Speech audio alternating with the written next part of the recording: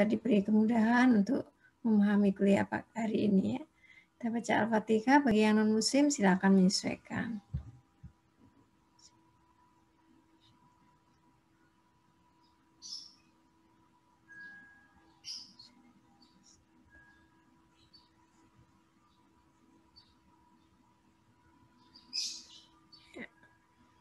Amin ya. Oke, kita libur berapa minggu nih? 2 minggu. Mudah-mudahan masih ingat ya materi yang diberikan. Apa masih ingat kira-kira? Lupa-lupa ingat, Bu. Lupa-lupa ingat ya. Atau Ibu review ya sebentar ya. Biar melangkah berikutnya ingat lagi gitu ya. Oke, Ibu pakai board aja ya. Oke, saya share dulu boardnya.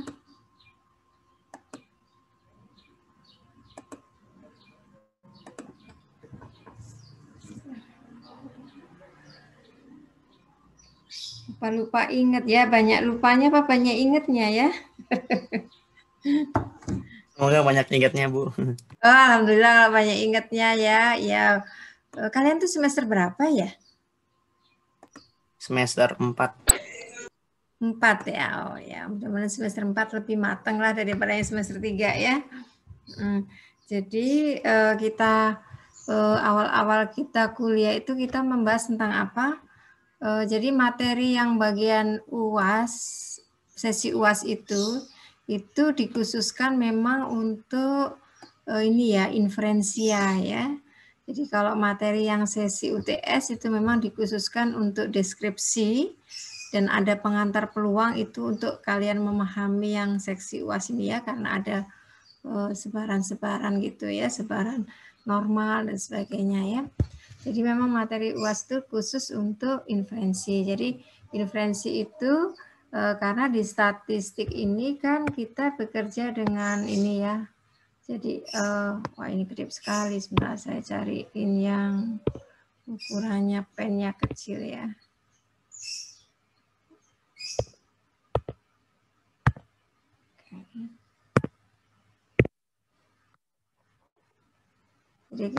Jadi statistik itu kan dari populasi gitu ya, datanya yang kita miliki itu kan dari populasi ya. Kemudian dari populasi ini kita ambil apa? Contoh ya. Jadi kalian pasti selalu ini ya. Bu Ani ulang-ulang karena ini sangat penting ya. Contoh. Jadi statistik itu bekerja dengan contoh ya. Nah, karena dari contoh, contoh memang nanti akan kita peroleh informasi tentang apa? Statistik ya. Statistik. Nah, yang populasi ini kan ada informasinya tentang parameter gitu ya. Nah, statistik nanti digunakan untuk menduga parameter gitu ya. Nah, karena kita bekerja dengan contoh ya, contoh ini kita narik kesimpulannya itu dari contoh, membuat selang percayaan dengan contoh, maka kita harus tahu tentang apa? Sebaran percontohan ya. Sebaran percontohan itu apa? Mungkin waktu awal-awal masih ingat. Jadi sebaran percontohan itu adalah sebaran dari statistik ya, statistik yang diambil dari contoh tersebut ya. Jadi ini adalah sebaran dari statistik ya. Sebaran dari statistik.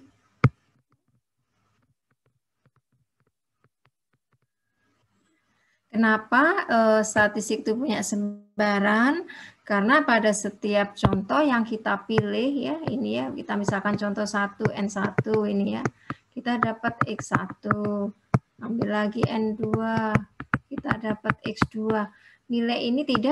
Nilai-nilai ini tidak sama. Jadi kalau kita ngambil sampai NK gitu ya, contoh yang ke K, X yang ke K, nah contoh-contoh ini nilainya tidak persis sama ya. Sehingga dia mempunyai sebaran ya. Dan sebaran dari statistik ini yang sebagai sebaran percontohan ya. Jadi sebaran percontohan itu adalah sebaran dari statistik yang kita pakai nanti untuk mengambil kesimpulan di parameter ya. Kalau statistiknya ini berhubungan dengan parameternya itu mu gitu ya. parameternya ini mu, nah ini saya tulis sini ya, ini mu.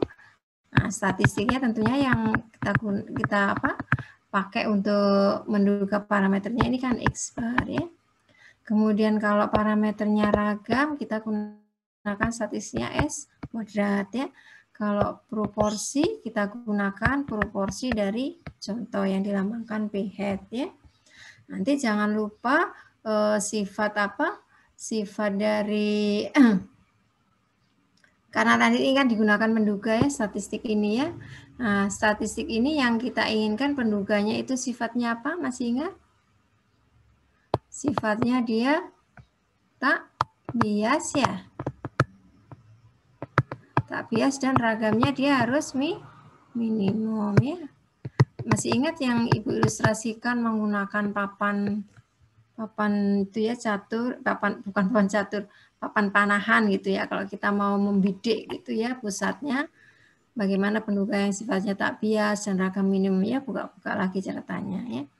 Nah, kalau kita sudah punya sebaran percontohan, nah inilah nanti yang digunakan ya, jadi sebaran statistik inilah nanti yang digunakan untuk inferensi ya.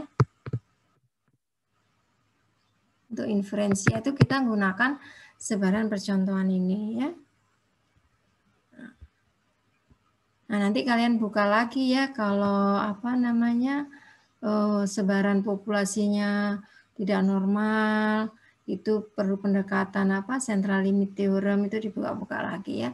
Tapi saya hanya menyarikan aja ya intinya ya. Nah, inferensi ini ya. Ini ada dua macam. Bisa menggunakan selang kepercayaan.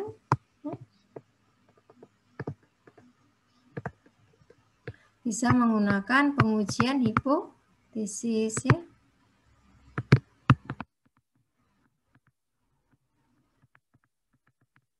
Tuh ya. Jadi kalau inferensi itu kita sudah mengambil kesimpulan tentang parameternya ya. Jadi inferensi ini inferensi ke parameter ya.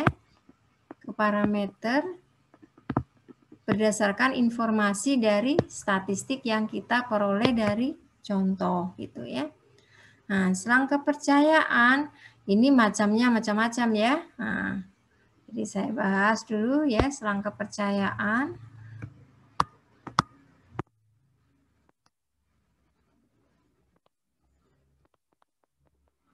Nah, ada yang bagian kalau satu populasi ya. Satu populasi ya. Nah, satu populasi ini yang pertama selang kepercayaan untuk mu ya.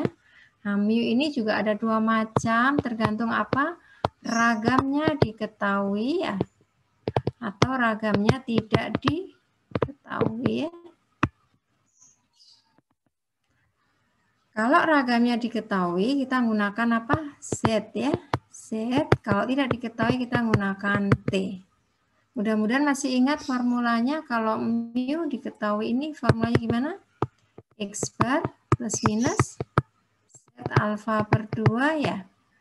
Kemudian dikalikan sigma per akar N ya.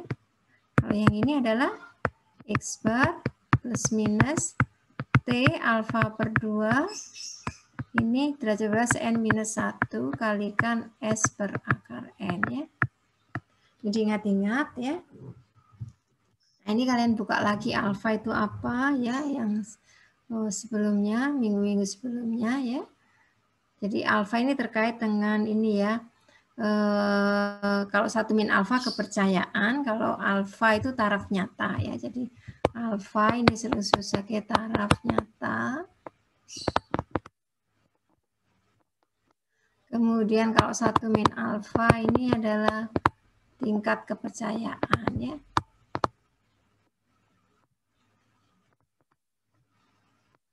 Nah, alfa ini biasanya menyatakan taraf nyata ini di pengujian hipotesis ya. Kalau selang kepercayaan ini ada selang kepercayaan 1 min alfa.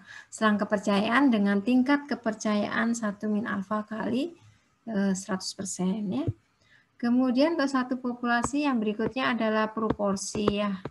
Kalau proporsi selalu digunakan Z ya, ini selalu menggunakan Z, yaitu masih ingat ini adalah P hat plus minus Z alfa per 2 sama ya. Kemudian akar dari apa? P kali 1 min P ya per N ya. Ini formulanya yang perlu kalian ingat ya untuk satu populasi. Bagaimana kalau untuk dua populasi? Nah, dua populasi itu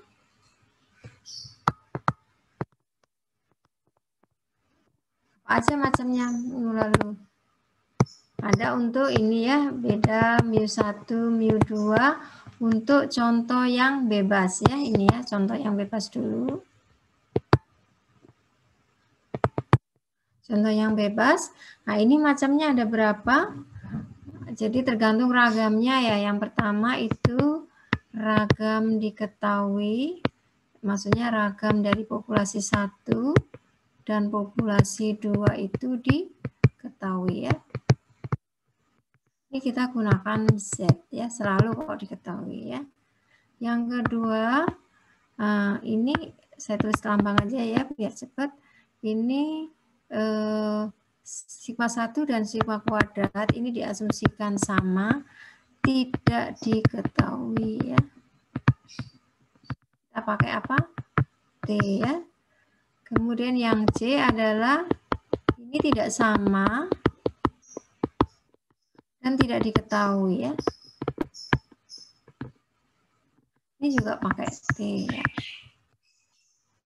Nah, mudah-mudahan formulanya masih ingat, paling enggak yang ragam diketahui ini. Formulanya bagaimana? Ini adalah X1 bar dikurangi X2 bar ya. Plus minus Z alfa per 2 kalikan dengan akar sigma 1 kuadrat per N1. N1 itu berarti ukuran apa dari contoh dari populasi pertama gitu ya. Sigma 2 kuadrat per N2 ya. N2 ini juga contoh dari populasi kedua ya, ukuran contohnya ya. Nah, kalau T ini adalah ini ya, sama ya formulanya ini. Yang depannya sama ya. Ini kita gunakan apa? T. T-nya alfa per 2, jangan lupa derajat bebasnya N1 plus N2 minus 2 ya. Kalau yang satu populasi tadi minus 1 dikalikan dengan S gabungan ya. Nah, mudah-mudahan masih ingat formulanya S1 gabungan N1 plus per N2 ya. Nanti kalian cari S gabungan itu apa ya. Sedangkan kalau tidak diketahui kita gunakan T juga ya. Karena ini diasumsikan tidak sama, kita pakai T alfa per 2. Hanya derajat bebasnya ini yang harus dihitung gitu ya. Ada formulanya ya. Ini, nah ini formulanya mirip yang ini, yang ragam diketahui. Ini adalah S1 kuadrat ragam dari contoh pertama dibagi N1, ragam dari contoh kedua dibagi 2 ya, N2-nya ya. Ada 3 macam ya. Kemudian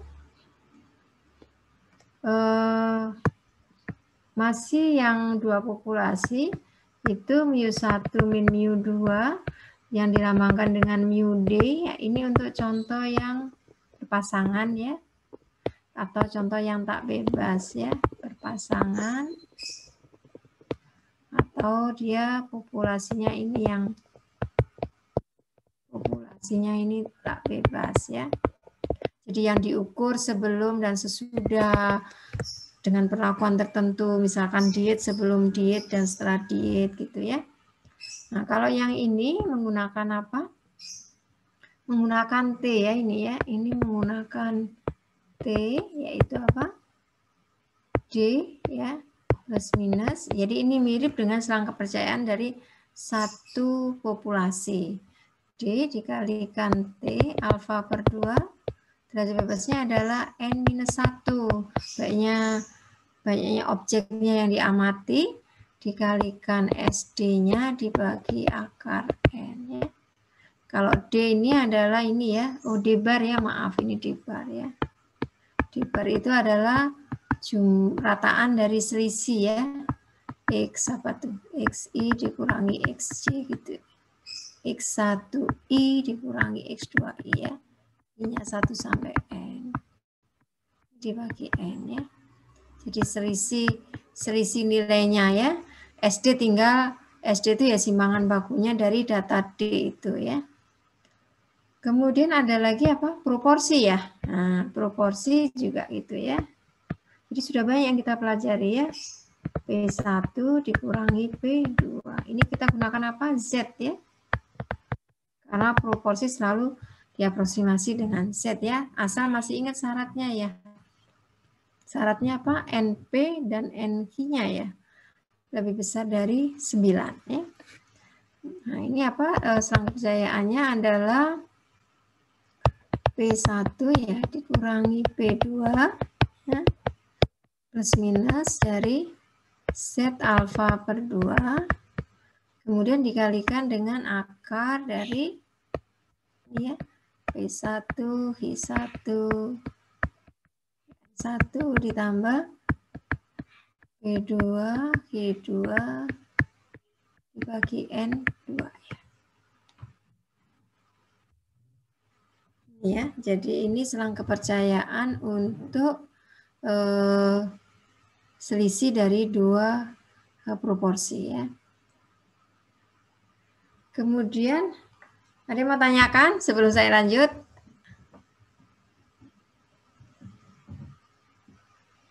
Masih jelas? Masih, Bu. Iya. Oke. Kemudian inferensi yang berikutnya adalah pengujian hipotesis ya. Jadi pengujian hipotesis.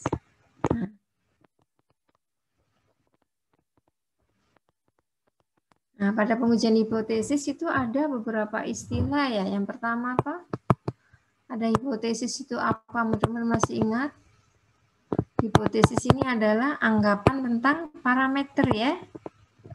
Anggapan tentang parameter populasi ya. Parameter ya. Kemudian hipotesis ini ada H0 dan H1 ya. H1 itu alternatif, H0 ini yang status quo ya. Kemudian dalam menyatakan H0 dan H1 tidak boleh ada overlap. Jadi misalkan H0-nya itu adalah mu, nah yang sama dengan selalu ikut di H0 ya. Nah ini versus H1-nya adalah mu. Nah ini karena sudah lebih kecil sama dengan yang sudah diambil H0, maka ini harus lebih besar ya. Gitu ya. Atau mungkin H0-nya mu lebih besar sama dengan mu 0. Ini lawannya adalah mu lebih kecil mu 0 ya. Atau ini bisa juga dua arah ya. Mu sama dengan mu 0. Mu tidak sama dengan mu 0 ya. Ini hipotesis satu arah ya. Satu arah itu maksudnya arah kiri atau arah kanan gitu ya. Kalau ini dua arah ya. Karena bisa apa? Lebih kecil atau lebih besar. Jadi arahnya seperti itu. Maka sering sebagai two way, one way gitu ya. Tuh. Nah, ini karena hipotesis ini nilainya banyak. Hipotesis seperti ini sering sebagai hipotesis majemuk ya.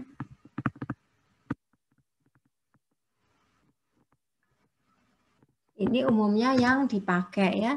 Padahal sebenarnya hipotesis itu juga bisa dalam bentuk sederhana gitu ya. Jadi misalkan saya menyatakan H0 mu sama dengan mu 0 gitu ya. Versus H1-nya misalkan mu sama dengan mu 1 gitu ya. Nah, ini kan nilainya tertentu. Nilainya tertentu ya. Hipotesis misalkan tinggi badan itu 165 cm. Sekarang anak-anak sekarang mungkin lebih tinggi ya. Nah, ini kita alternatifnya H1-nya itu mu ini adalah sama dengan 170 cm gitu ya. Seperti ini.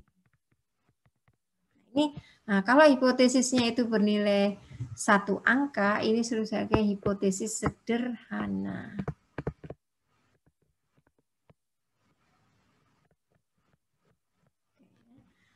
Jadi, hipotesis seperti ini.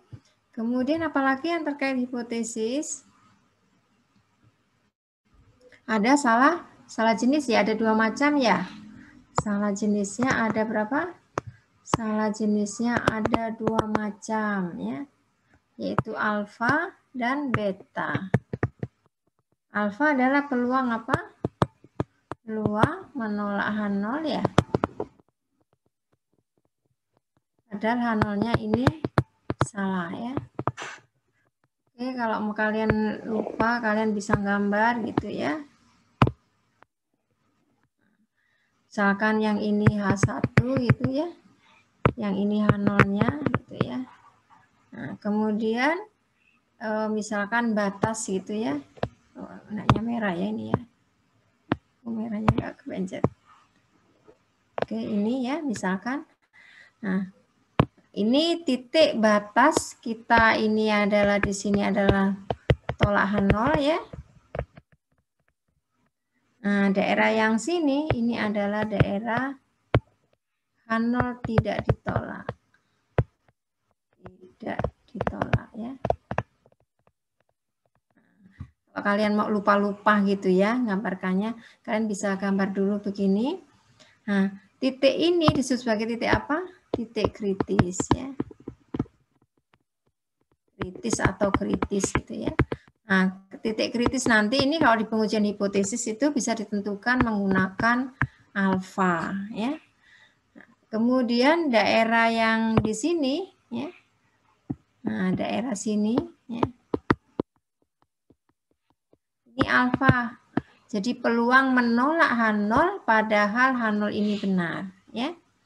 Sedangkan yang beta yang mana? Beta yang ini ya.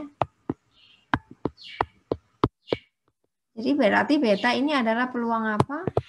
Peluang H0 tidak ditolak ya.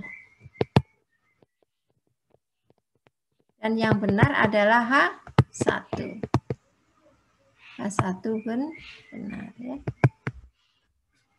Ya. Peluang H0 tidak ditolak atau peluang apa nih berarti tolak H1 ya. Tolak H1 padahal H1 itu benar ya. Ini adalah beta ya. Beta ya. Jadi mengingatnya seperti ini ya. Itu ada salah jenis dan umumnya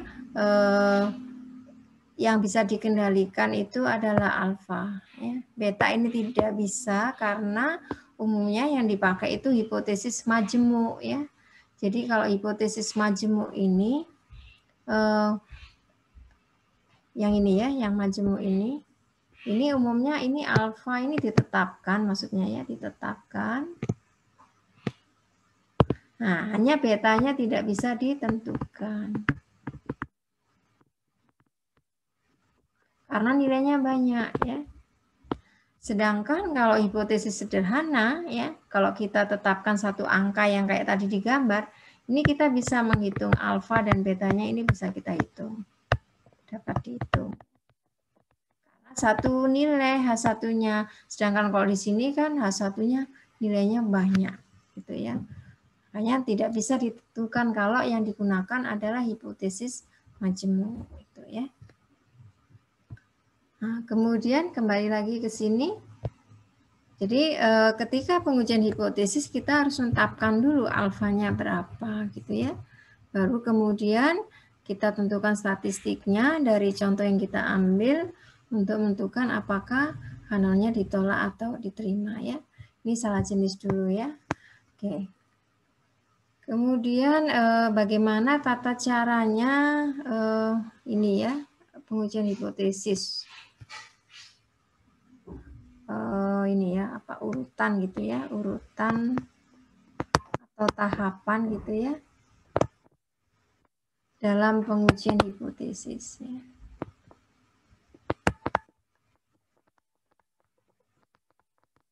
Yang pertama tentunya kalian harus tentukan dulu hipotesis apa yang diuji ya.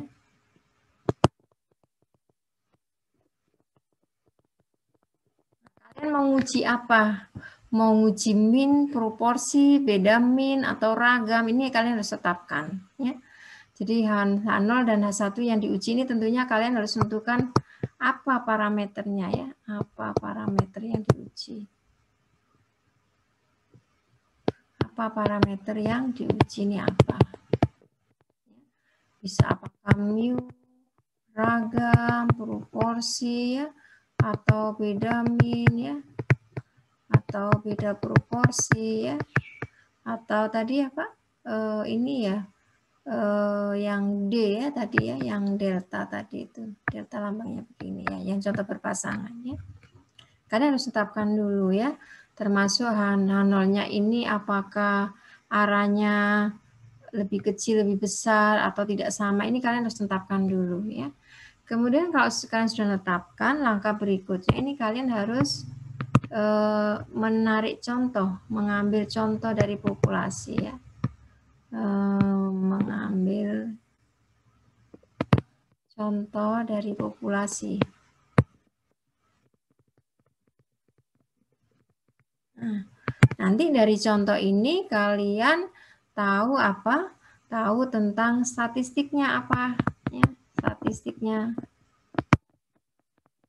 Oke, ini sebagai ilustrasi aja. Misalkan kalian ingin menguji mu gitu ya. Ingin menguji mu. Berarti dari contoh tadi kalian harus tahu statistik apa. Statistik apa aja yang diperlukan. Kalian butuh informasi tentang rataan. Kalian butuh informasi berapa ukuran contohnya. Kalian butuh informasi apa lagi? S kuadratnya. Karena ini statistik yang nanti digunakan untuk pengujian hipotesis ya. Nah, misalkan lagi kalau kalian menguji apa itu beda min gitu ya. Misalkan lagi kalau menguji apa mu1 min mu2. Berarti kalian harus tahu statistik apa aja di sini. Kalian harus tahu statistik X1 barnya berapa ya. X2 barnya berapa, S1 kuadratnya berapa, S2 kuadratnya berapa, N1, N2-nya ini berapa. Ya, kalian harus hitung dulu ya. Nah, kemudian setelah mengambil contoh ya, setelah kalian sudah dapat ini, mengambil contoh, tahap berikutnya adalah kalian menentukan statistik uji yang sesuai.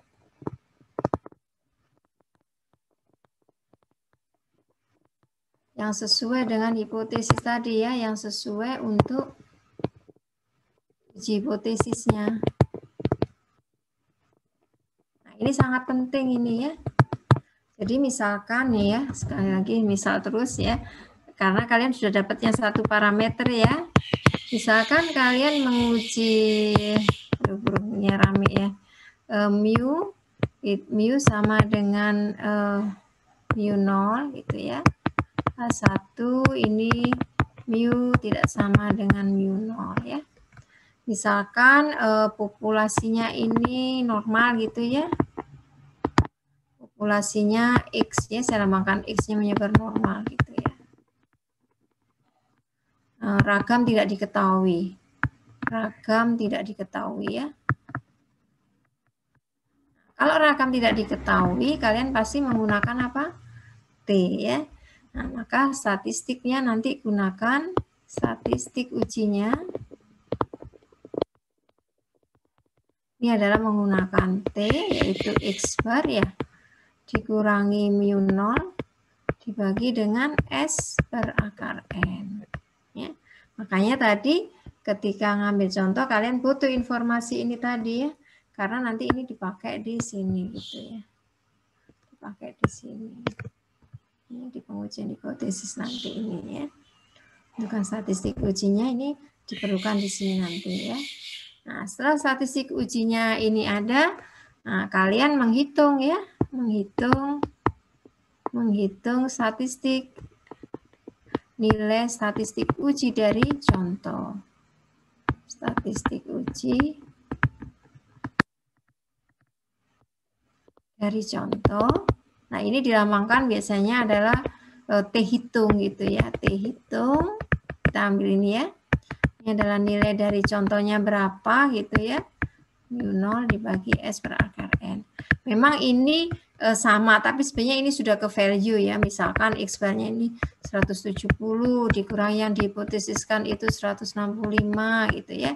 Dibagi misalkan 15 per akar misalkan 50 gitu. Kita sudah punya suatu, ini sudah ke value gitu ya. Oke, kita sudah punya statistik uji, kita sudah punya nilai statistik, terus bagaimana sekarang mengambil kesimpulannya gitu ya.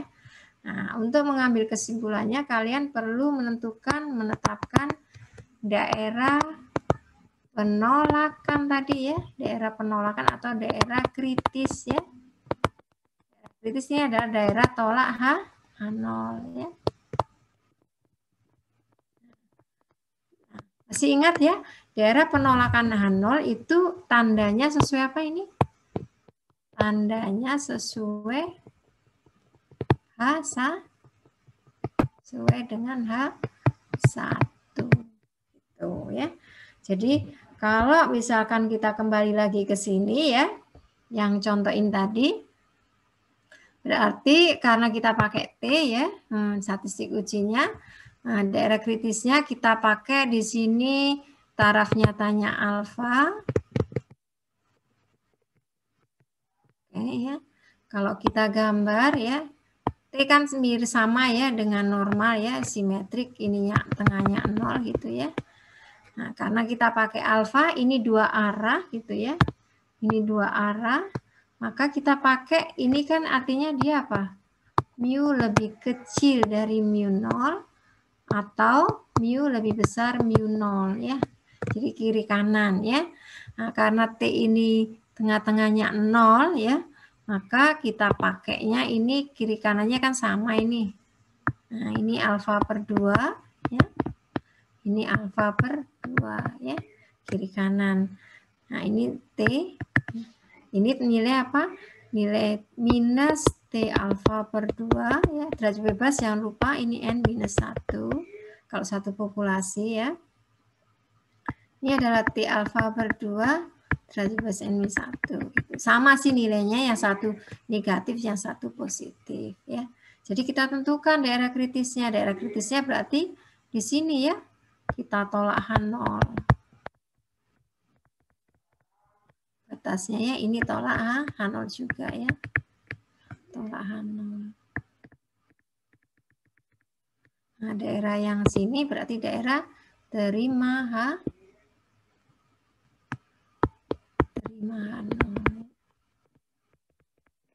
Nah, kita sudah menentukan daerah kritisnya, udah tahu. Nah, selanjutnya kita menarik kesimpulan ya. Nah, menarik kesimpulan. Kesimpulannya gimana ini? Nah, kita cek angka ini jatuh di mana nih? T hitung kita itu ya. T hitung ini jatuh di mana? Kalau T hitung itu jatuh di sini, ya. Nah, misalkan aja ya ini ya. Misalkan ini jatuh di sini, ya. Maka kita simpulkan apa? Nah, karena T hitungnya itu, ya, itu lebih kecil ya daripada T alfa per 2 yang kita tetapkan, maka kesimpulannya adalah ini kan daerah penolakan. Tolak H.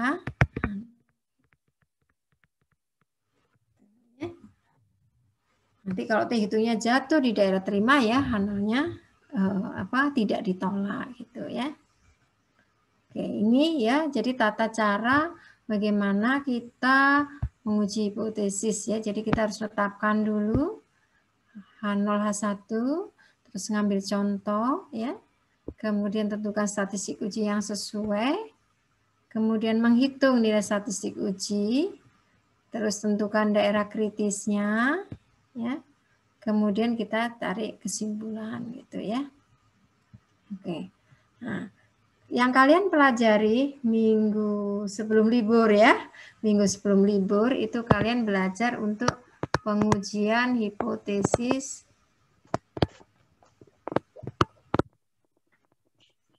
satu parameter satu populasi ya. Satu populasi ya. Nah, yang pertama ini adalah mu ya. Mu ada dua macam. Kalau seperti selang kepercayaan ya, seperti ketika belajar ini selang kepercayaan tadi yang saya jelaskan. Nanti saya simpan ya, saya kasih ke kalian. Nah ini, jadi tergantung apa diketahui seragamnya diketahui atau tidak. Kalau diketahui gunakan Z, kalau tidak diketahui gunakan T, gitu ya. Kalau proporsi gunakan Z. Jadi konsep yang diselang kepercayaan ini masih terpakai untuk pengujian hipotesis, gitu ya. Ya, saya geser ya layarnya dulu. Nah. Jadi nanti untuk yang dua ini juga sebenarnya konsepnya sama ya, untuk dua populasi sebenarnya konsepnya sama dengan selang kepercayaan. Jadi kalau kepercayaan mu ini kalau ragamnya diketahui, kalian gunakan statistik ujinya itu adalah kalian gunakan Z ya. Z yaitu X bar dikurangi mu 0 dibagi sigma per akar N ya. Kalau ragamnya tidak diketahui,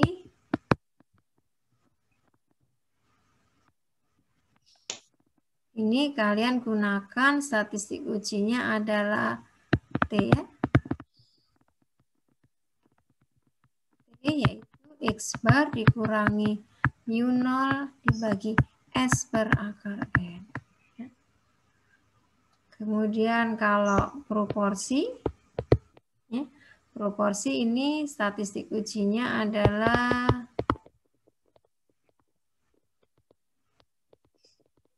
apa? Z ya, Z yaitu apa?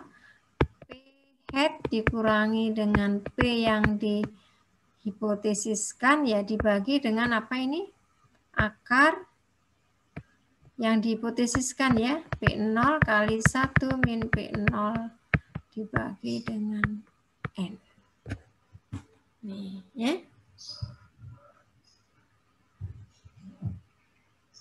Nah, kalau tata caranya tetap sama ya, jadi tata caranya ini penentuan apa? Ininya tetap sama, hipotesisnya, ambil contohnya ini semuanya sama.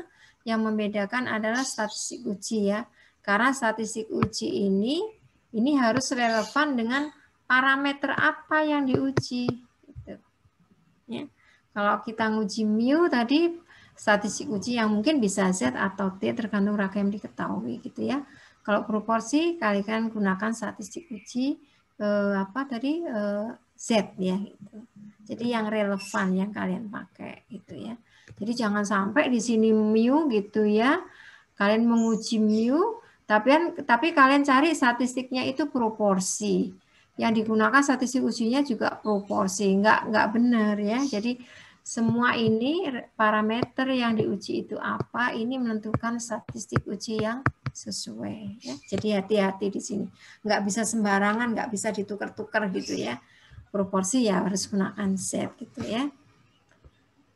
Nah, nanti selanjutnya ini sebenarnya sama materi hari ini saya sebenarnya melanjutkan aja dari selang kepercayaan gitu ya. Jadi nanti pengujian hipotesis parameter untuk dua populasi, saya summary dulu ya, nanti kita lihat ininya ya, slide-nya. Mudah-mudahan kalian udah baca ya, atau belum? Oke, jadi parameter pengujian hipotesis untuk dua populasi. Hipotesis parameter tambah sulit ya, terus terang ya Ibu ngatakan ya, tambah sulit tambah ke sini ya. Ya itu namanya ilmu seperti itu ya nak, kita kayak mendaki apa gunung ya, semakin ke atas semakin gos-gosan ya, usahanya harus banyak ya. Jadi Ibu nggak ngasih apa namanya angin segar terus ya, nanti kalian ini kurang kurang bersemangat mendaki gunungnya ya, mencari ilmunya harus tambah kuat ya. Oke, yang pertama pada selang kepercayaan itu sama ya. Yang pertama ini adalah mu 1 dikurangi mu 2 ya. hipotesisnya ini untuk contoh yang bebas. Nah, statistik ujinya tergantung ragamnya ya, ragam 1, ragam 2-nya diketahui. Ini kita gunakan statistik Z, yaitu X1 bar dikurangi X2 bar, kemudian dibagi dengan akar dari sigma 1 kuadrat per N1 ditambah. Kalau ini ragamnya diketahui. Kemudian yang berikutnya, ragam ini diasumsikan sama tapi tidak diketahui ya, seperti di selang percayaan tadi. Tidak diketahui, kita gunakan T ya. Ini T. T-nya adalah X1 bar dikurangi X2 bar dibagi dengan S gabungan ya, kalikan 1 per N1 plus 1 per N2. Ya. Kemudian masih untuk mu ya, yang contoh bebas. Yang ketiga adalah tidak sama ya, tidak sama dan tidak diketahui. Ini kita gunakan T ya, T X1 bar dikurangi X2 bar dibagi dengan akar S1 kuadrat per N1.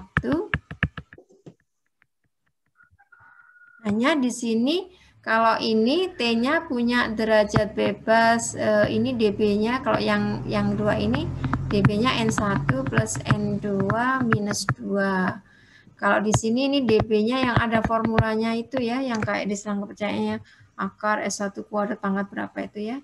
Ini harus dihitung ya, ini harus dihitung. Harus dihitung, maksudnya nggak bisa semudah yang N1 plus N2 minus 2 gitu ya, harus dihitung ya. Kemudian pengujian hipotesis untuk dua populasi yang masih berhubungan dengan dibahas di selang kepercayaan itu adalah yang kedua, kalau mu1, mu2-nya ini contoh berpasangan ya. Contoh berpasangan. Nah, ini statistik ujinya menggunakan T ya, seperti yang di selang percayaan. Itu adalah D bar dibagi akar S kuadrat D per N ya. Itu ya. D barnya itu tadi ya,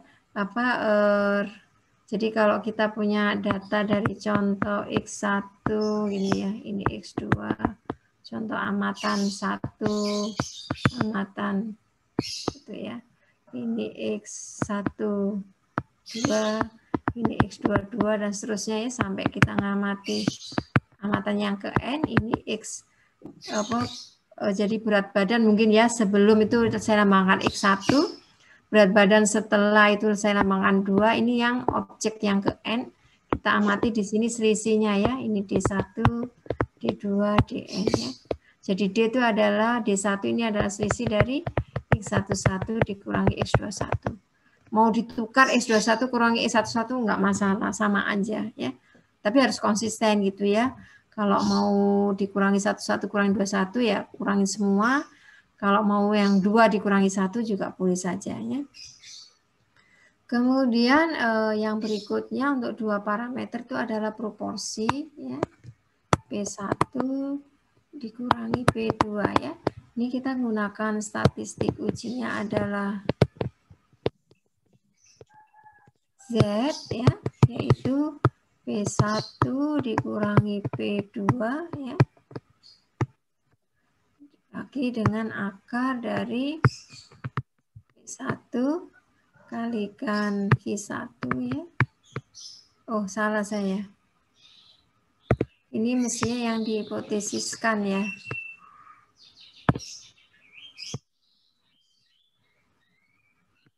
Jadi tergantung hipotesisnya ya. Jadi kalau H0-nya ini adalah P1 sama dengan P2 ya. Ini berarti setara dengan apa ini?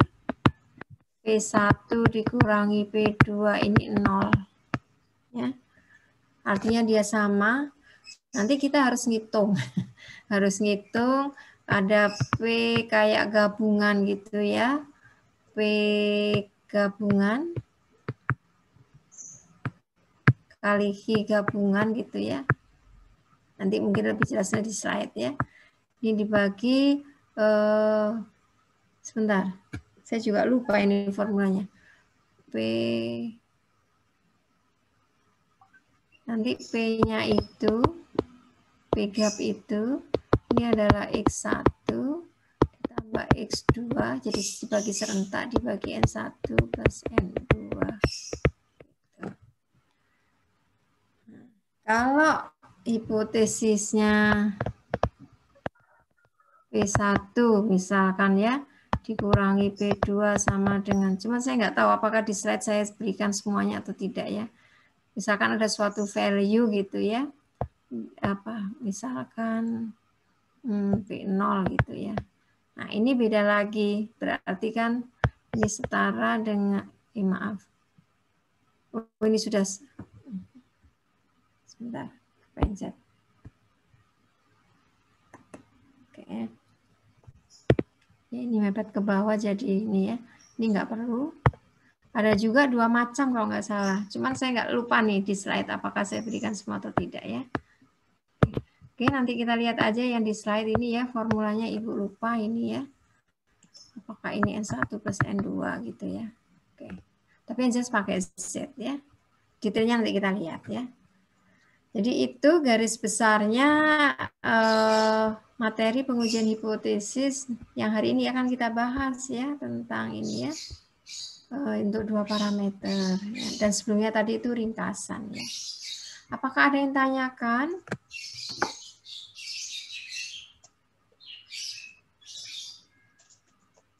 Belum, masih pusing.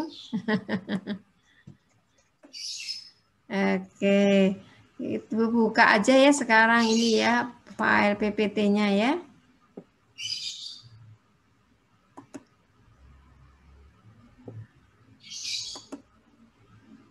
Oke, PPT-nya. Ya.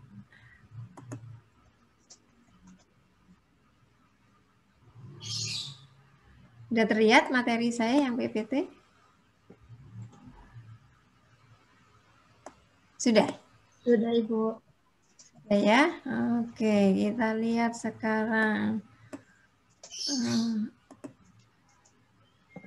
Nggak apa-apa kalau ada yang mau tanyakan silakan ya, nggak usah segan-segan tanya di WA juga boleh tanya ya. Nggak ada larangan untuk bertanya. Ya, saya ternyata mereview juga cukup lama ya. Mereview tadi materi. Oke. Jadi yang sama ya, berarti tadi sudah saya jelaskan. Jadi untuk selang pertanyaan dua populasi ini ada beda rataan pada contoh berpasangan, beda rataan pada contoh bebas, dan beda proporsi ya. Ada 3 macam ya. Ternyata di PPT saya yang dibahas berpasangan dulu ya. Kita lihat berpasangan, contoh berpasangan. Jadi ini adalah nanti apa maksudnya rataan, karena ini kan rataan ya, rataan berpasangan. Minnya ini dari 2 populasi yang berpasangan. Maka contoh yang kita ambil tadi dari populasi ini sebagai contoh yang berpasangan. Karena berpasangan itu objeknya sama, hanya diukur pada 2 keadaan gitu ya. Makanya dia katakan berpasangan itu ya. Bisa juga dia pengukuran yang berulang, diukur sebelum dan sesudah gitu ya. Nah, nanti di sini yang kita gunakan itu adalah nilai bedanya ya. Jadi saya sebutkan yang kita gunakan adalah DI.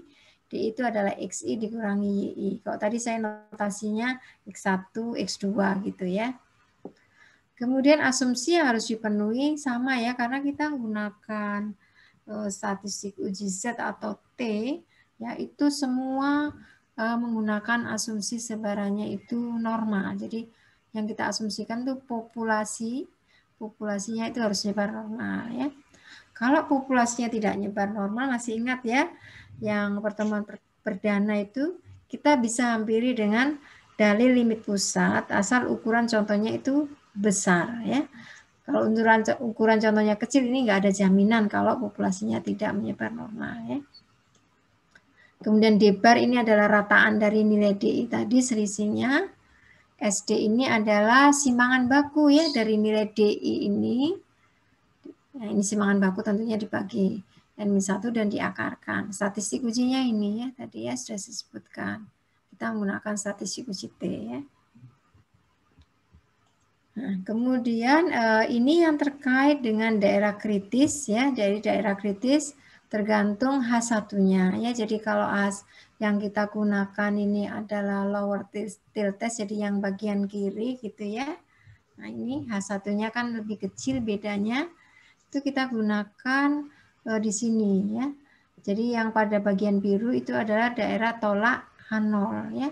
Sedangkan kalau jatuh di sini berarti H0 tidak ditolak ya. Ini sudah jelas di sini kita tolak H0 ketika nilai T-nya lebih kecil dari minus T alfa ya. Sedangkan kalau upper tail yang bagian ekor kanan gitu ya. Nah, kita gunakan di sini ini tolak H0 ketika T-nya lebih besar ya. Jadi jatuh di daerah biru sini ya. Nah, sedangkan kalau dua arah ini ada dua kemungkinan, dia bisa jatuh di kirinya ya atau di kanannya gitu ya. Karena dua arah ini kan biasanya digunakan kalau nggak ada informasi gitu ya. Kita gunakan seperti ini ya. Nah, ini saya rasa udah tadi disebutkan di depan ya statistik ujinya. Jadi kalian perlu mengingat statistik uji yang sesuai ini ya. Jangan sampai salah. Apalagi sekarang kuliah online kan kalian bisa open book ya, jangan salah ya. Jangan salah memilih statistik ujinya. Oke, ini ilustrasinya. Misalkan ini adalah banyak keluhan pelanggan dari 5 orang penjual sebelum dan sesudah mengikuti pelatihan. Jadi mungkin ini kayak ada apa namanya pelatihan gitu ya yang dilakukan oleh suatu nggak tahu nih supermarket atau apa gitu ya. Supaya nanti yang melayanin itu lebih baik lagi gitu ya. Nah, ini ada penjualnya, ini apa namanya kode namanya gitu. Kemudian banyak keluhan, ini sebelum dia mengikuti pelatihan dan sesudah dia mengikuti pelatihan ya. Memang ada penurunan ya dari yang sebelumnya 6 ini turun 4, 20 turun 6 ya. Turun umumnya ya. Nah, tetapi apakah perbedaan ini ya, maksudnya penurunan ini bersifat nyata tidak gitu penurunannya ya. Kalau pelatihannya itu memang bisa menurunkan, tapi apakah itu nyata atau tidak penurunannya? Kita perlu uji ya. Nah, kemudian kalau kita sudah punya data ini, kita cari selisihnya ya. Dikurangkan sesudah dikurangi sebelum ya. Boleh nggak Bu? Saya sebelum sekurang sudah boleh saja ya. Tapi ketika nyimpulkan kalian harus juga hati-hati. Kalau ini kan sesudah dikurangi sebelum, tentunya dia akan terjadi penurunan gitu ya. Kalau sebelum sesudah berarti dia kan positif gitu ya. Nah, kalau ini kalau sebelum kurangi sesudah kan nilai positif. Nah, jadi kalau di sini sesudah kurangi ini nilainya negatif, itu aja yang perlu kalian ingat ya. D-barnya minus 4,2, kemudian simangan bakunya ini 5,67 gitu ya. Kemudian ini kita suruh menguji pada alfa 0,01 ya. Apakah pelatihan ini mampu menurunkan keluhan pelanggan gitu ya.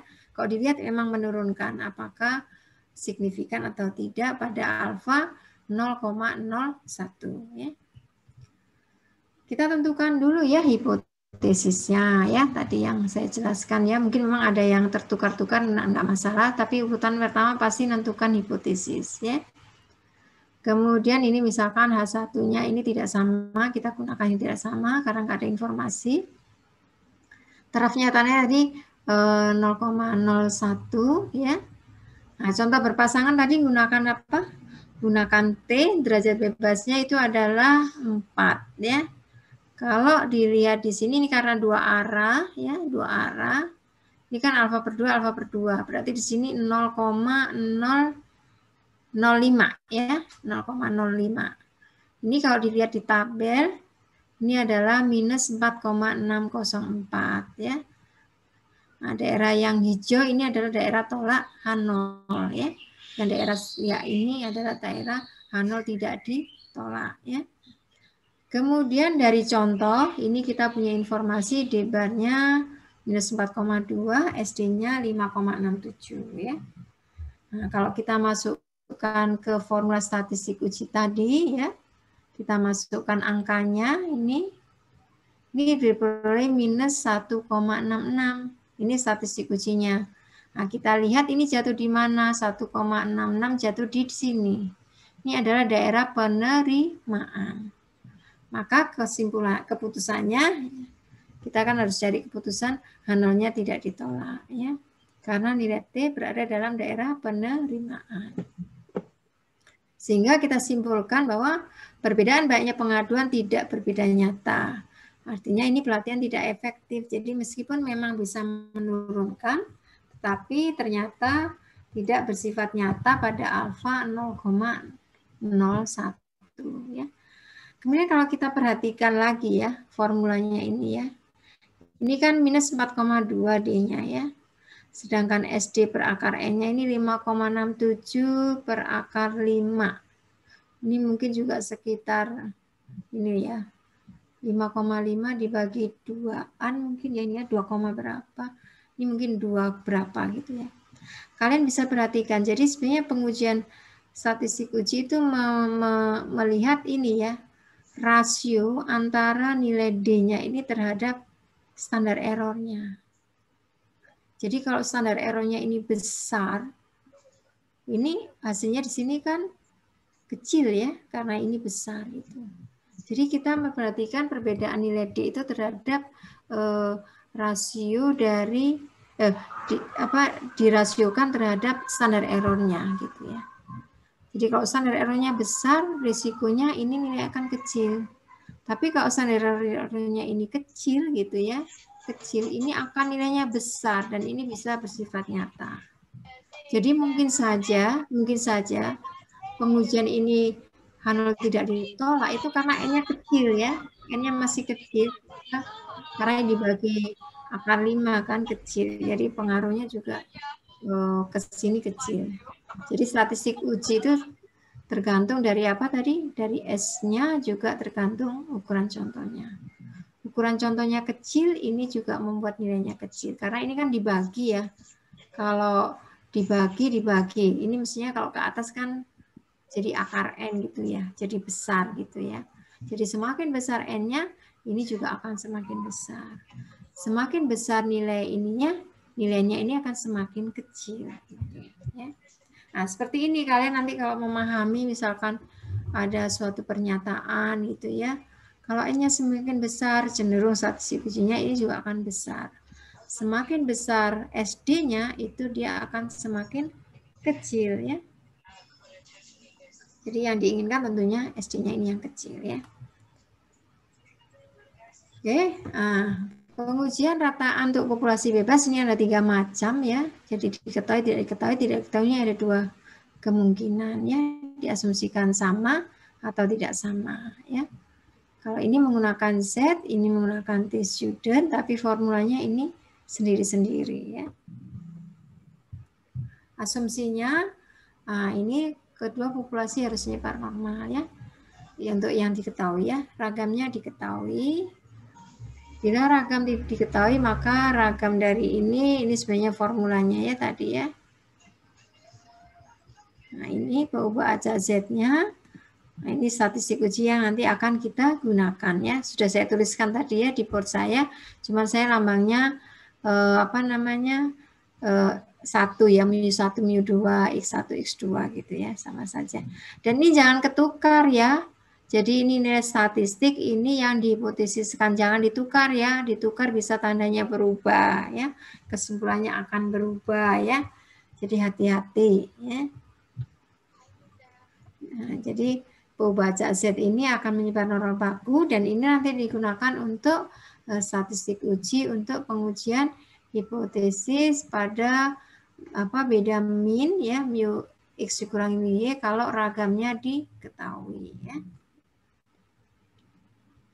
D ini beda min yang dihipotesiskan yang di sini ini ya. Mu x min mu y. ya supaya mudah saja ya. Oke. Ininya sama ya sebenarnya dengan yang konsepnya sama dengan yang pengujian hipotesis sebelumnya ya. Jadi tandanya ini konsisten dengan H1. Jadi ini kita tolak kalau nilai Z-nya yang tadi jatuh di ini ya daerah biru minus Z alpha. Ya. Kalau yang ini upper tail jatuh di bagian kanannya ya. Kalau 2 ini jatuh di kirinya, tapi jangan lupa ini dibagi 2 ya, alfa per 2 ya, atau Z alfa per 2. Jadi ininya sama ya, tanda-tandanya ini sama dengan sebelumnya. Yang membedakan ininya, yang tadi pakai T gitu ya, berpasangan, yang sini pakai Z. Gitu ya. Sesuai statistik ujinya ya. Kemudian kalau tidak diketahui dan diasumsikan sama ya, ini sama, populasinya harus menyebar normal ya. Kemudian statistik ujinya, ya ini kita gunakan T ya. X bar dikurangi Y bar ya, dan seterusnya. Ini S kuadrat pool atau gabungan, saya nerjemahkannya gitu ya. Ini akan punya derajat bebas, T-nya adalah NX tambah NY dikurangi 2. Kalau tadi saya pakainya N1, N2 gitu ya. Ragam gabungannya ini formulanya, ini diingat-ingat ya ketika serang percayaan juga. Ini adalah NX dikurangi 1 dikalikan XX kuadrat ya. Ditambah NY dikurangi 1 SY kuadrat dibagi NX tambah NY dikurangi 2 ya. Kemudian ini diasumsikan tidak sama ya. Saya tadi kok udah lompat ya, maaf sebentar ya. Ya, ini statistik nanti yang digunakan ya, statistik ujinya. Sedangkan yang tidak sama, ini statistik ujinya. Wah, ini saya salah ya. Ini mestinya S ini, sebentar. Wah, ini ngerubahnya susah ya. Ini mestinya S ya. Ini mestinya S ya. Oke, nanti saya ubah ya. Ini soalnya picture, nggak bisa diubah ya. Nanti saya ubah ya. Ini mestinya yang ini ya, maksud saya ya. Yang ini bukan sigma ya, tapi S ya. Nanti catat ya. Ini S ya. SX kuadrat tambah SY kuadrat ya ini ya. Nah, ini derajat bebasnya tadi yang saya sebutkan, lumayan rumit ya, SX kuadrat bagi NX dan seterusnya ya. Capek juga ya bacanya. Oke. Kemudian keputusannya untuk yang ragam tidak diketahui maupun ragam diketahui sama, yang bedakan ini statistiknya aja ya. Kalau yang tidak diketahui kita gunakan T gitu ya. T ininya daerahnya sama ya. Oke, kita lihat contoh, ini ilustrasi, misalkan ini tentang harga saham, ini yang mudah difahami ya contohnya ya.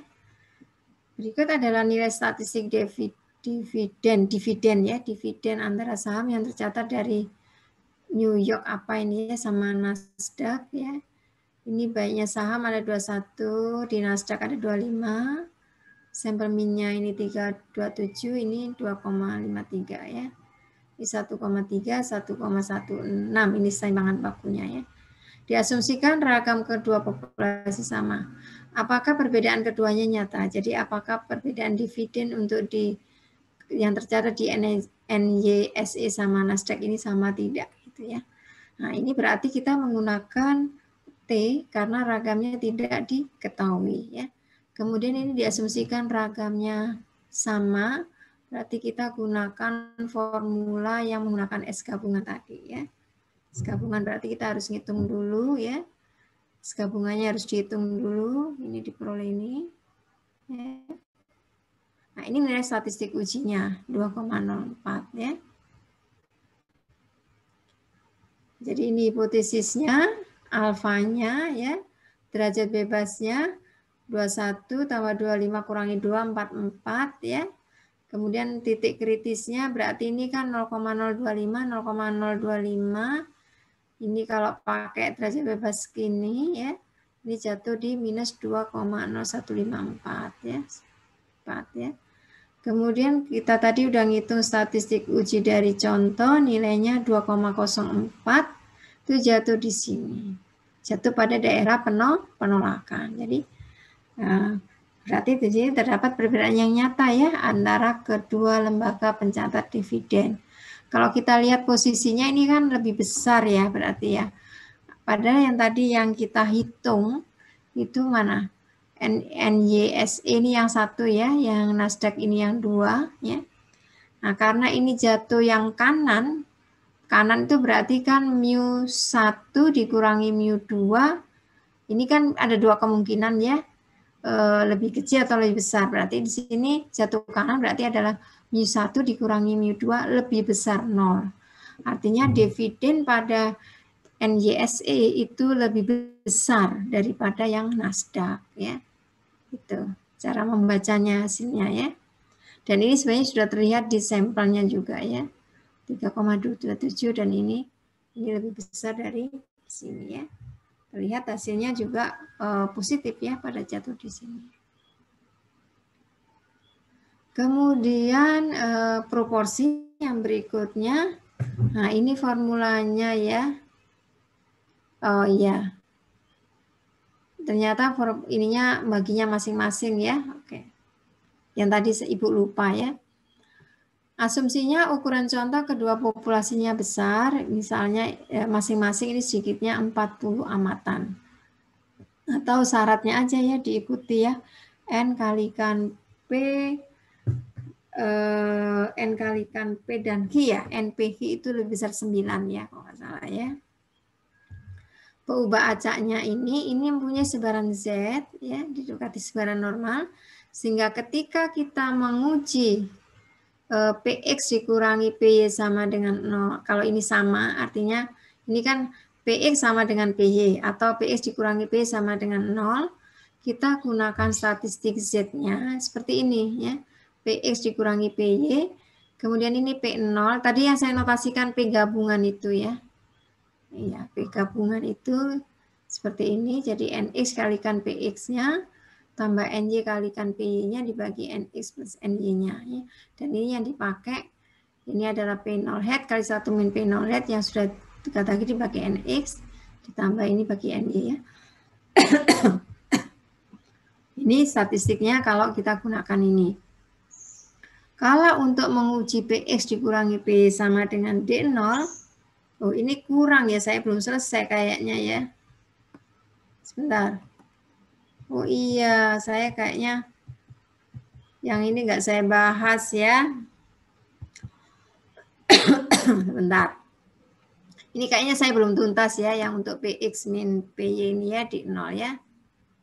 Nanti saya tambahkan kekurangannya ya. Oke. Nah, ini ilustrasi dulu kita lihat. Oh ini cara pengujian hipotesisnya sama ya dengan yang tadi min itu lebih kecil, ini ya lebih kecil, tapi yang kita gunakan ini Z ya. Iya, yang cantumkan di sini hanya yang 0 ya, yang pakai di 0 belum ya. Oke, kita lihat ilustrasinya dulu di sini. Ada perbedaan yang signifikan antara proporsi laki-laki dan proporsi perempuan yang akan memilih ya pada suatu forum jajak pendapat ya, karena ini kan biner ya atau tidak gitu ya. Dalam sampel acak 36 dari 72 pria dan 31 dari 50 wanita ini menyatakan bahwa mereka akan memilih ya. Jadi ujilah perbedaan ini menggunakan alfa 0,05 ya. Nah, maka di sini hipotesis yang diuji di sini apakah proporsi laki-laki dan perempuan itu sama ya ketika menjawab yahnya ini ya, setuju atau tidak mungkin ya ini artinya ya. Dan H1-nya ini kita ambil aja karena nggak ada informasi, ini diambil tidak sama dengan gitu ya. Dari contoh kita peroleh ini kan 36/72 untuk pria, yang wanita 31/50 ya. Nah, sehingga kita harus, karena yang digunakan hipotesisnya ini ya, ini sama dengan, kita harus menghitung dulu P0-nya, gabungannya, ya, yaitu NX kalikan PX ini ya. tambah NJ kalikan PY, kemudian dibagi NX plus NY ya. Jadi 72 orang pria dikalikan proporsinya, ditambah 50 kalikan proporsinya. Ya. Dibagi 72 per 50 ya. Sebenarnya ini gampangnya sebenarnya tinggal menjumlah aja sebenarnya. 36 tambah 31 ya. Dibagi dengan total ini keseluruhan ya. 36 tambah 31 kan 67 ya. Ditambah 72 ditambah 50 122. Digabung gitu proporsinya yang setuju gitu ya. 0,549 ya. Kemudian statistik ujinya kita gunakan Z. Ya, kita masukkan aja ya nilai-nilainya ini ke persamaan ini ya. Ini diperoleh minus 1,31 ya. Kemudian alfanya tadi 0,05 ya. Karena kita pakai Z ininya dua arah ya tadi ya. 0,025, 0,25. Kalau kita pakai Z ini minus 1,96, 1,96 ya. Ini daerah kritisnya. Ini statistik kita ini jatuh di sini, daerah penerimaan. Jadi keputusannya H0 tidak ditolak. Dan kita bisa menyimpulkan bahwa tidak terdapat perbedaan yang nyata proporsi wanita dan pria yang memilih. Wah ini yes ya, masih yes ya, belum diganti ya. Memilih ya, gitu ya. Itu tentang proporsi ya. Iya, materinya udah selesai ini. Ada yang tanyakan, jadi Ibu melengkapi lagi aja ya di board tadi supaya nanti kalau saya share. Jadi berarti ini yang kita bahas yang ini dulu aja ya. Yang ini ditunda aja dulu ya. Kita bahas. Saya udah share belum ya? Saya belum share ya, maaf.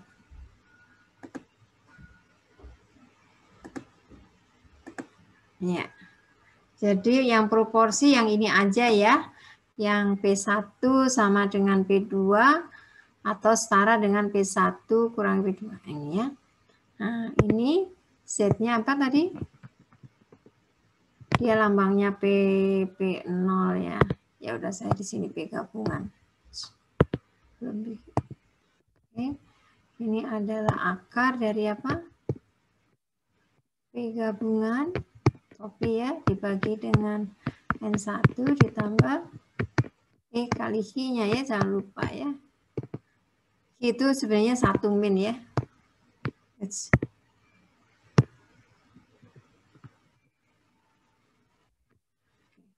Ini adalah apa? Kepencet ya. Ini adalah P gabungan 1 min P ya. Gabungan pakai topi ya. Bagi N1. Sebenarnya bisa dikeluarkan ya supaya mudah ya. Karena ini nulisnya sama aja gitu ya. Bagi N2 gitu ya. Nah, untuk contoh latihan, nah sebenarnya sudah ada di kita lihat juga nggak apa-apa ya. Kita lihat ya soal latihan yang waktu minggu sebelum Lebaran itu. Sebentar saya buka dulu Excel-nya.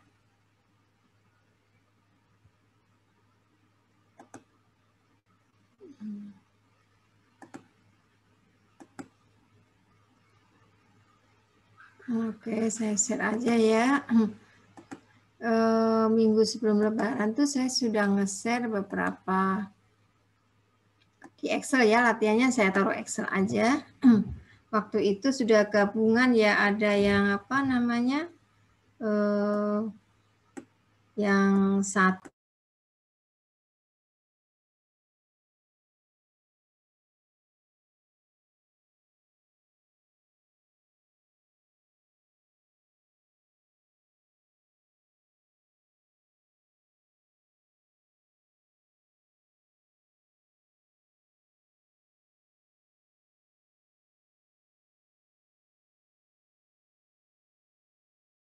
Oh, saya mute ya. Halo, kelihatan Excel saya? Kelihatan, Bu. Saya main bingung ini. Buka ini kepencet yang bawah ya. Oke, ini ada beberapa soal ya yang untuk latihan ini. Ini beda min pakai Z ya. Ini kebetulan sudah ada ya karena Ibu pakai waktu ngajar Anstat, analisis statistik. Jadi kebetulan sudah ada di sini ya apa outputnya gitu ya. Nah, nanti kalian coba ya berlatih ya. Ini beda min T juga sudah ada contohnya ya. Nah, ini datanya juga sudah saya taruh seperti ini. Mudah-mudahan kalian berlatih ya. Nah, ini juga yang berpasangan gitu ya. Kemudian ini, oh iya, ini kayaknya sudah saya bahas ya untuk menentukan ukuran contoh waktu sebelum itu ya, sebelum kuis kalau nggak salah. Atau kita lihat ya, kita lihat contoh yang lain deh. Satu aja, ini apa contohnya? Oh, ini masih satu ya. Sebentar. Oh iya, ini oke, 1 min, 2 min.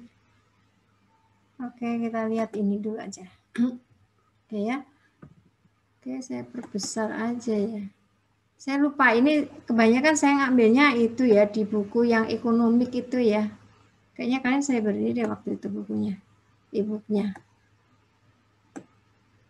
Ini misalkan, oke, saya perbesar ya.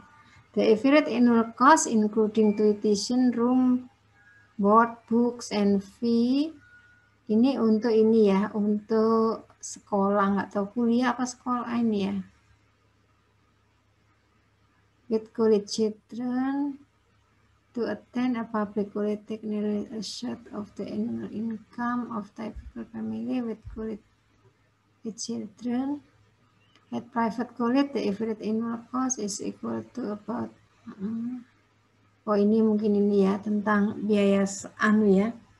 Biaya lah ya, ini ada tuition itu kan biaya sekolah, buku dan sebagainya.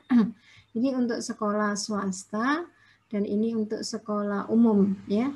Sekolah swasta dan sekolah umum ya. Ini diambil lah dari beberapa ini ya. Ini nggak jelas apakah SMA atau ini ya. Nah, di sini compute sample mean, sample standard deviation ya, kurva ini. Kemudian apakah point estimate of difference between the two population mean interpret in terms of annual cost attending private and public college. Yang B ya. Apa itu penduga dari perbedaan nilai dua populasi? Interpretasikan ya dalam of annual cost attending private ini. Jadi kita harus ini pertama dihitung dulu gitu ya. Hitung sample mean, sample standard deviation dari masing-masing private and public ya. Kemudian kita periksa perbedaan nilainya dan apa maknanya gitu ya. Maknanya gitu ya. Ini sudah dihitung ya. Ini X-bar-nya swasta. Tinggal average aja ya komennya ya. Saya rasa kalian sudah tahu. Average ini negeri ya. Nah, jadi kalau dilihat di sini kalian lihat swasta 42,5 secara rata-rata ya setahun, negeri itu 22,3. Jadi kalau diperhatikan di sini swasta biayanya lebih tinggi ya daripada negeri ya. Nggak hanya di luar ya, di Indonesia juga sama ya. Swasta lebih tinggi dari negeri gitu ya. Oke, kemudian tentukan selang kepercayaan. Wah, ini kok masih selang kepercayaan ya? Oh iya, bisa juga untuk anak ya. Tentukan selang kepercayaan 90% bagi perbedaan nilai mean annual cost of attending private public college ya. Nah, di sini ini saya pakai untuk pengujian hipotesis ya, nggak apa-apa ya. Nggak tahu ada pertanyaan D-nya nggak ya? Oh nggak apa-apa ya. Ini misalkan aja saya pakai untuk pengujian hipotesis ya. Kalau sang pilihan kan udah ya dibahas yang minggu sebelumnya, beberapa minggu sebelumnya. Jadi hipotesis yang diuji ini apakah swasta itu sama dengan negeri biaya tahunannya. Nah, kemudian H1-nya ini swasta tidak sama ya. Atau kalau kalian mau besar ya boleh-boleh saja. swasta lebih besar dari ini boleh ya. Misalkan alfanya saya pakai 0,05 ya. Kemudian ini diasumsikan, nah ini asumsikan ragam kedua populasi sama, sehingga kalau populasi sama kita bisa menggunakan formula ini ya, yang digabung tadi ya, S-pool, S-poolnya harus kita hitung ya. Nah, maka di sini kita harus hitung dulu S gabungan ya, S kuadrat P itu gabungan ya. Nah ini tinggal kalian hitung aja, gunakan formula ini. 10 kan berarti 9 ya, dikalikan ini pangkat 2 ditambah 12 kurangi 1, 11 kalikan ini pangkatkan 2, terus dibagi dengan ini ya, N1 ini. Nah ini diperoleh nilainya ini, nanti kalian pelajarin aja ya. Kemudian ini adalah S-nya, jadi diakarkan ya ini ya, diakarkan ya. Kemudian ini saya lupa, ini adalah mana ya? M27 itu yang mana? M27 dikalikan. Oh iya. Ini untuk ngitung ini, yang bagian ini. Ya, supaya mudah aja. Jadi kita sudah ngitung SP yang ini ya, SP-nya dihitung. Kemudian kita ngitung akarnya ya. Akarnya, terus ngitung ini ya.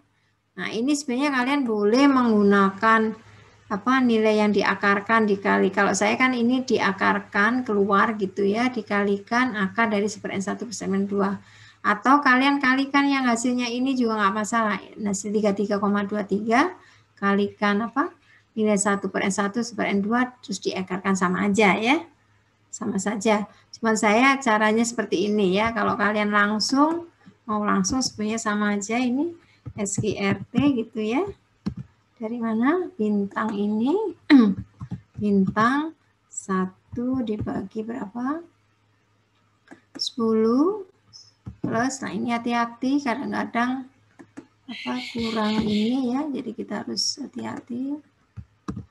Nah ini plus kurung 1 dibagi 12 ya.